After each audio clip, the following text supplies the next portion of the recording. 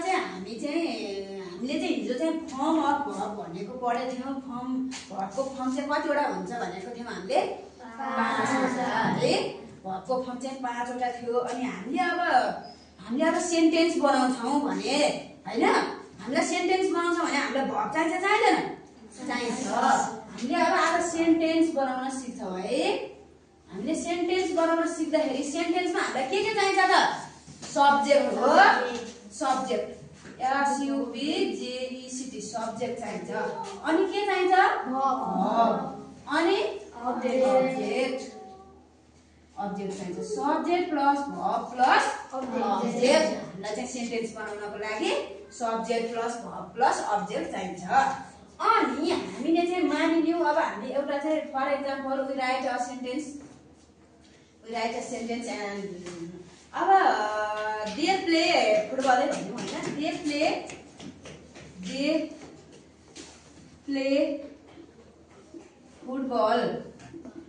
Football भन्यौँ हामीले। अब दे प्ले फुटबलमा सब्जेक्ट कुन भर्ब कुन अब्जेक्ट कुन त यसमा? सब्जेक्ट दे यस भयो होइन। प्ले भर्ब भयो, फुटबल चाहिँ अब्जेक्ट हो SVO भयो। र म भन्छु कि तिमीहरूलाई के चाहिँ म चाहिँ अब चाहिँ बताउँछु भन्दाखेरि वी डिस्कस अबाउट सब्जेक्ट होइन। सब्जेक्ट चाहिँ के हुन्छ हो? सब्जेक्ट चाहिँ के हो त? कस्तोलाई चाहिँ हामी सब्जेक्ट भन्छौँ त भनेर म यहाँ लेख्छु। सब्जेक्ट भनेको चाहिँ कस्तो भन्दाखेरि चाहिँ यो जुन हामीले चाहिँ हि अनि सी हो, इट हो, आई वी यु दे यो चाहिँ हाम्रो अनि त्यसपछि नाउन प्रनाउन होइन। नाउन प्रनाउन जुन चाहिँ हामी चाहिँ we write first that is called subject हो। हामी चाहिँ in a sentence we write first that is called subject है। अब हामी चाहिँ अब यसमा चाहिँ के हुन्छ त हाम्रो भन्दाखेरि यसमा चाहिँ दे प्ले फुटबल भनेपछि चाहिँ दे चाहिँ हाम्रो के हुन्छ? सब्जेक्ट है। दे चाहिँ हाम्रो सब्जेक्ट हुन्छ। अनि त्यसपछि प्ले चाहिँ हाम्रो भर्ब हुन्छ। अनि फुटबल चाहिँ हाम्रो के हुन्छ? अब्जेक्ट हुन्छ हो। यसमा चाहिँ हाम्रो अब्जेक्ट हुन्छ। र अनि हामी चाहिँ अब सब्जेक्टमा चाहिँ हामीले चाहिँ यो चाहिँ सब्जेक्ट चाहिँ यो गऱ्यौँ होइन। यो सब्जेक्टमा चाहिँ हाम्रो चाहिँ हि भनेको ऊ हो। अब दे भनेको तिनीहरू दे प्ले फुटबल भन्यो भने तिनीहरू फुटबल खेल्छन् भनेपछि तिनीहरू अगाडि आयो नि होइन। तिनीहरू भनेपछि चाहिँ कस्तो त भन्दाखेरि कस्तो बारेमा बताइरहेको हो त्यो भन्ने कुरा पनि यो चाहिँ सब्जेक्ट भयो यो दे होइन। अब तिनीहरू यो चाहिँ फर्स्ट अफ अल चाहिँ यो चाहिँ आयो सुरुमा हामीले यसलाई देख्यौँ नि त होइन। त्यो भएको कारणले गर्दा यो चाहिँ दे चाहिँ के भयो? सब्जेक्ट भयो। र अनि हामी चाहिँ अब कुनै पनि अब जुन सुरुमा नै हाम्रो कुनै चाहिँ वर्ड चाहिँ हाम्रो सिङ्गुलर र प्लुरल छ। हेर त सिङ्गुलर र प्लुरल छ। अब मानियो कस्तो भन्दाखेरि सिङ्गुलर प्लुरल माई भिलेज भन्यो भने अब माई भिलेज भनेपछि माई भिलेज भन्यो हो। माई भिलेज भनेको एउटा गाउँ, मेरो गाउँ हो कि होइन? मेरो गाउँ भनेपछि यो त हाम्रो प्लुरलतिर त छैन त, यसलाई छैन होइन। यो भएपछि इट भयो है। यो इट पनि हाम्रो के भयो? सब्जेक्ट भयो हो कि होइन? अब माई भिलेजमा इज लाग्यो हो। My village is beautiful. ल हेर त BEAUTIFUL ब्युटिफुल भन्यो। यो चाहिँ यो पनि हाम्रो एउटा सेन्टेन्स भयो। अब दे प्ले फुटबल भयो। अब हामीले यसलाई चाहिँ हामीले सेन्टेन्स बनाएको। सेन्टेन्स बनाउनको लागि के चाहिन्छ अरे? Subject verb object. सब्जेक्टले कस्तो भन्दाखेरि मान्छेलाई अनि त्यसपछि कुनै पनि चिजलाई जनाउँछ हो सब्जेक्टले होइन। मान्छेलाई, वस्तुलाई, नामलाई होइन। यस्तो कुराहरू हामीले चाहिँ जुनको चाहिँ सुरुमा हामीले देख्छौँ त्यसलाई चाहिँ हामीले चाहिँ सब्जेक्ट भन्छौँ होइन। भर्ब भन्ने बित्तिकै चाहिँ हाम्रो चाहिँ के हो त? भर्ब कार्य जनाउने क्रिया होइन हो। त्यसको भर्बको फर्म चाहिँ कतिवटा हुन्छ भने हाम्रो 5वटा। र अनि हाम्रो अब्जेक्ट हुन्छ। अब्जेक्ट चाहिँ लास्टमा हुन्छ। त्यो चाहिँ अब सेन्टेन्स प्याटर्न अनुसारको होइन। सेन्टेन्स अब त्यो सिचुएसनल अनुसारको त्यो चाहिँ अब्जेक्ट चाहिँ फरक हुन्छ हो। अब हामीले चाहिँ यसमा चाहिँ हामीले दे प्ले फुटबल भन्यौँ। अब यो चाहिँ हामीले प्रेजेन्ट कन्टेक्स्टमा भन्यो। प्रेजेन्ट कन्टेक्स्टमा तिनीहरू फुटबल खेल्छन् भयो हो, तिनीहरू फुटबल खेल्छन्। अब म फुटबल खेल्छु भन्यो भने के हुन्छ त? I play football. हामी के हुन्छ त? हामी के लेख्छौँ त अब? I play football. अब तिमी फुटबल खेल्छौ भन्दा के हुन्छ त अब? You play football. अब हामीले मैले हिजो पनि भनिसकेको छु, हि र सीमा इटमा हामीले कुन भर्ब युज गर्यौँ? which verb we can use? verb 5 and I we you देमा हो हामी के verb युज गर्छौँ? we can use verb 1 there is। ल अब हेरौँ हामी अब बी नम्बरको क्वेसनमा मैले अर्को भनिदिन्छु है। अब हामीले चाहिँ कन्टेक्स्टमा चाहिँ मैले चाहिँ खाना खाएको छु हो, मैले खाना खाएको छु भन्नलाई पर्यो। अब हामी कसरी भन्ने त? अब त्यो भनेको चाहिँ हाम्रो चाहिँ प्रेजेन्ट पर्फेक्ट टेन्स छ नि, त्यसमा हाम्रो प्रेजेन्ट पर्फेक्ट टेन्सको फर्मुला के हुन्छ? ह्याज ह्याभ प्लस भेटी हो। प्रेजेन्ट पर्फेक्ट टेन्सको फर्मुला के हुन्छ त हाम्रो? Present perfect tense subject plus has have plus V plus by agent हुन्छ हो कि होइन? तिमीहरूलाई यो त के अरे V plus object, sorry object, V plus object हुन्छ है। अब यसमा चाहिँ यो भनेको चाहिँ के हो त भन्दाखेरि मैले खाना खाएको छु भनेको यो फर्मेटमा जान्छ। अब आई हेभ इटन राइस भनेपछि ह्याभ भित्रीले चाहिँ मैले खाएको छु, गरेको छु, हिँडेको छु होइन, पढेको छु, त्यस्तो त्यस्तो जनाउँछ। जस्तै for example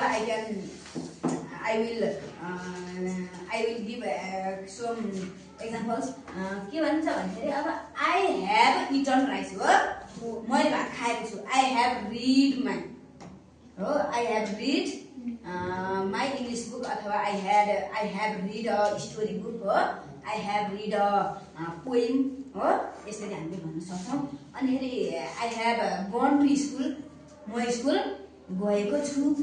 I have come to school, म स्कुल आएको छु। coming comes होइन, हाम्रो भर्ब 1 भर्ब 2 भर्ब 3 भर्ब छ, त्यो हुन्छ। अब यसमा चाहिँ मैले चाहिँ लेखिदिन्छु I have gone to school, म चाहिँ स्कुल गएको छु। अब सीमा भन्नु, अब म चाहिँ खाना खाइरहेको छु भनौँ त के हुन्छ त? म खाना खाइरहेको छु, I am eating rice। अब प्रेजेन्ट अब गरिरहेको निरन्तर रूपमा गरिरहेको कुरा भने चाहिँ प्रेजेन्ट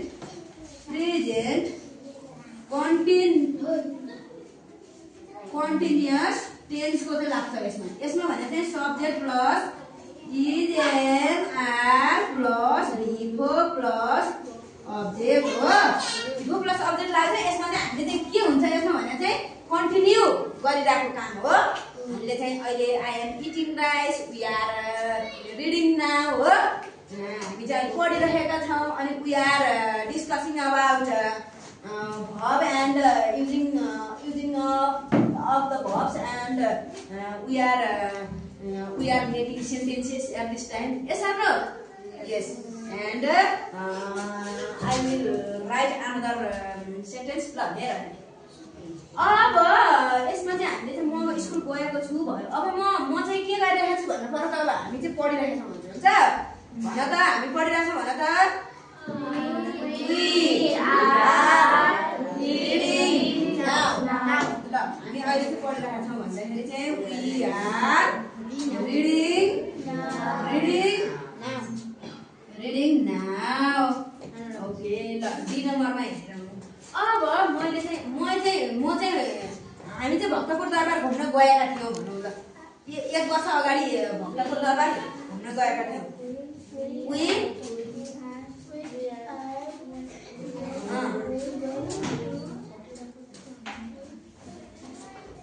के हुन्छ? we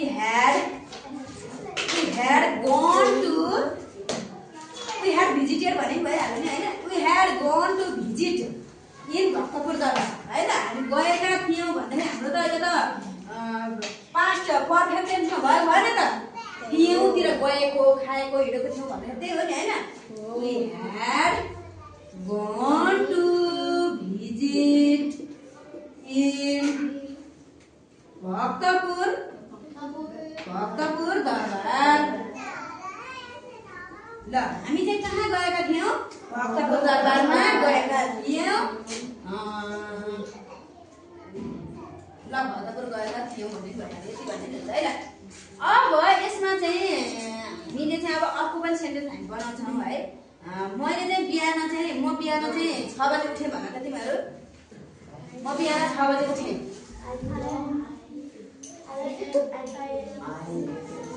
I woke up at 6 o'clock in the morning. के रे I woke up at 6 o'clock in the morning. म बिहान चाहिँ कति बजे उठेँ ल 6 बजे म उठेँ अब यादमा हामीले है हामी चाहिँ अब हामी राम्रो अक्षर बनाएर लेखिरहेका छौँ भन त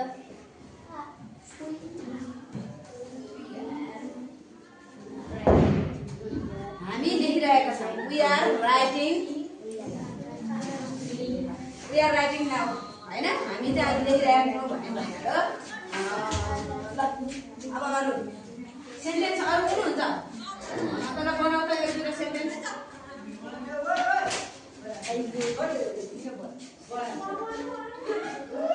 No, we write our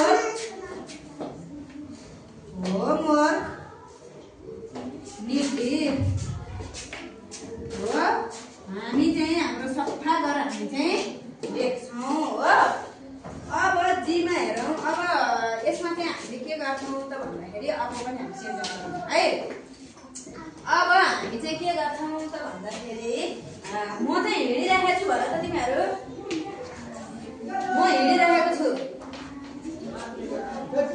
I am walking हैन म हिँडिरहेको छु भन्दाखेरि I am walking हैन I am walking हो कि हैन अब तिमीहरूलाई चाहिँ म अर्को लेखिदिन्छु है सेन्टेन्स अब हाम्रो चाहिँ अर्को के बनाउने अब एउटा सेन्टेन्स बनाउ त एउटा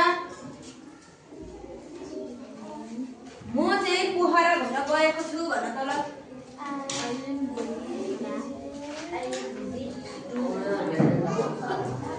I have gone to